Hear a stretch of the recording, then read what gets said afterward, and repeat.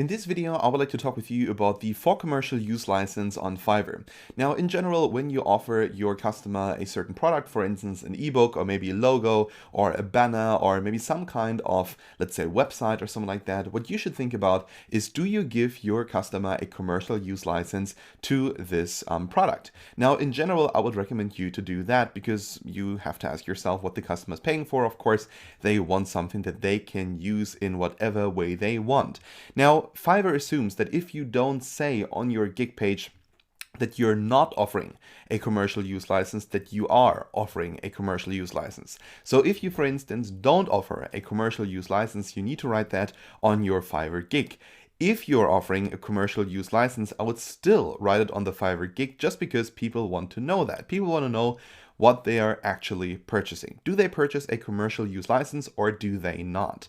Now, before we actually talk about this a bit more, I want to talk with you a bit about what this commercial use license really is, because first of all, there's not really a lot of risk associated from your side. Of course, I'm not a lawyer. If you want to get any advice on that, please contact a lawyer. But as far as I understand this, Fiverr generally takes care of you and protects you against, for instance, let's say, problems that people have. So let's actually get started reading this, because I think then it will become a bit clearer. So it says right here, by purchasing a commercial use license on Fiverr, the seller grants you a perpetual, exclusive, non-transferable, worldwide license to use the purchase delivery for permitted commercial purposes. Unless clearly stated otherwise on the seller's gig page or description, all intellectual property of the purchase delivery are hereby assigned to you.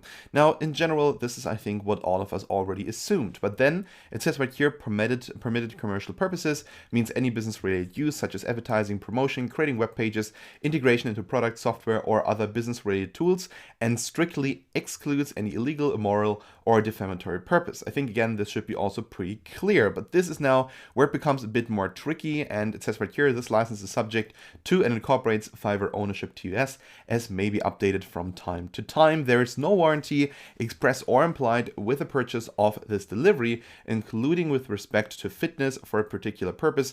Neither seller nor Fiverr will be liable for any claims or incidental, consequential, or other damages arising out of this license delivery or your use of the delivery. So basically, they're protecting you here a bit by saying, basically neither the seller nor Fiverr will be liable for any claims. Now, in general, a lot of customers might find this a bit confusing, and they might look at your product and they're still not sure whether they actually got a commercial use license or not. So what I would do if I were you is I would say on the gig page or just directly in a chat that you're actually giving this person a commercial use license.